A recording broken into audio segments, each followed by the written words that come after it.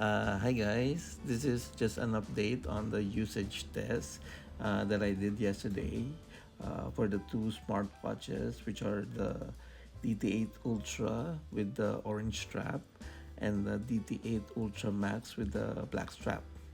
So if you guys watched the test start video I uploaded yesterday, we started the test at around 9:30 a.m. Then just after a few minutes, I already saw that the step count of the DT8 Ultra is like double the count of the DT8 Ultra Max. So what I did was to switch the watch's location on my wrist, thinking that it may have an effect on how the watches actually count my steps.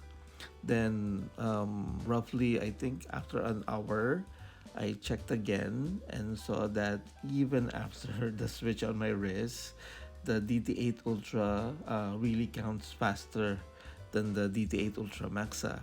But to be sure, I just kept on switching the location on my wrist from time to time, just to be sure that it's really not giving any advantage on the steps, like added steps between the watches.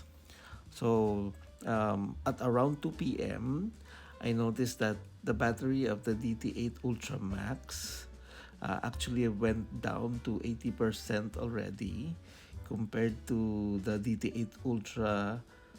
Basically, DT8 Ultra Max went down to 80%, and the DT8 Ultra was still at 100%. Then I ended the whole test. I ended at around 5:30 p.m. because I was going out already. We were going to watch a movie, and if you'd see on the picture of the two watches, the battery of the DT8 Ultra Max was already at 60%, while the DT8 Ultra was still at 100%. So during this test, both watches were in their lowest backlight settings, and both were constantly measuring my heart rate every like 30 minutes as I was doing my usual home stuff. Then basically both of them were doing the same thing, and they were both on the same wrist. The only movement that they have was like during the switching.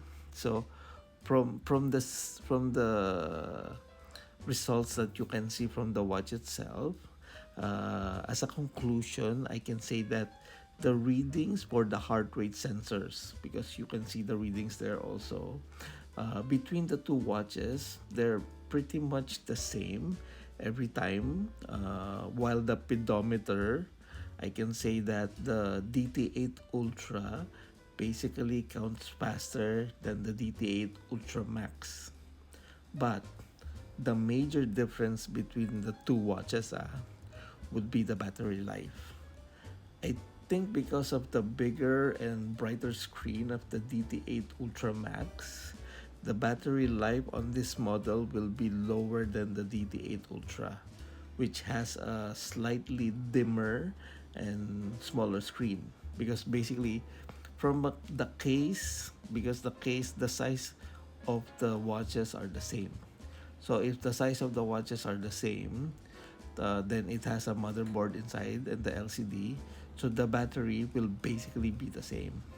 And because of the brighter screen of the display of the DT8 Ultra Max, it's a brighter screen, it's a bigger screen, the actual screen itself.